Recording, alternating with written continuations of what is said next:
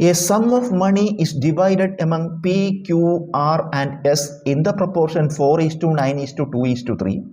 If Q gets rupees 560 more than R, find the share of S.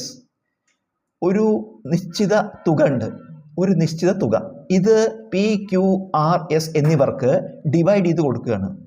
Ratio എന്താ? 4:9:2:3. ഒരു നിശ്ചിത amount ഉണ്ട്, അത് ഈ 4 പേർക്ക് ഈ റേഷ്യോയിൽ ഡിവൈഡ് ചെയ്ത് കൊടുക്കുന്നു.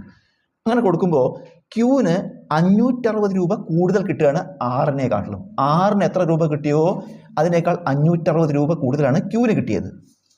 നമുക്ക് എന്താ കാണേണ്ടത്? Share of S. എസ്സിന് എന്ത് കിട്ടിയെന്നാണ് കാണേണ്ടത്.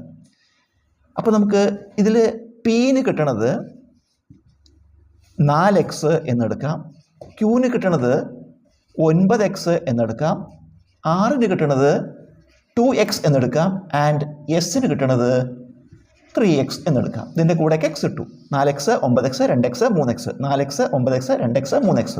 ഇനി എന്താ പറയുന്നത്? ക്യൂവിന് 560 രൂപ കൂടുതൽ കിട്ടുന്നുണ്ട്. ആരെക്കാട്ടിലും? ആറിനെക്കാട്ടിലും.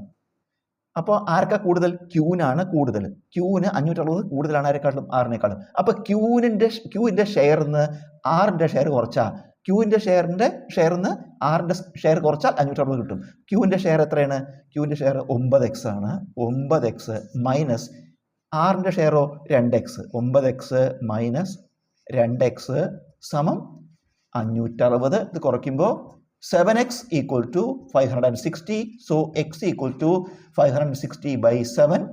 8756 പിന്നെ ഒരു 0. നമുക്ക് എക്സിൻ്റെ വാല്യൂ കിട്ടി. നമുക്ക് എന്താ കാണേണ്ടത്? ഫൈൻഡ് ദ ഷെയർ ഓഫ് എസ്സിൻ്റെ ഷെയർ. എസ്സിൻ്റെ ഷെയർ എത്രയാണ്?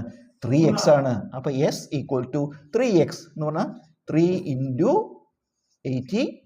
ആൻസർ എസ്സിന് കിട്ടുന്ന ഷെയർ 240 രൂപ.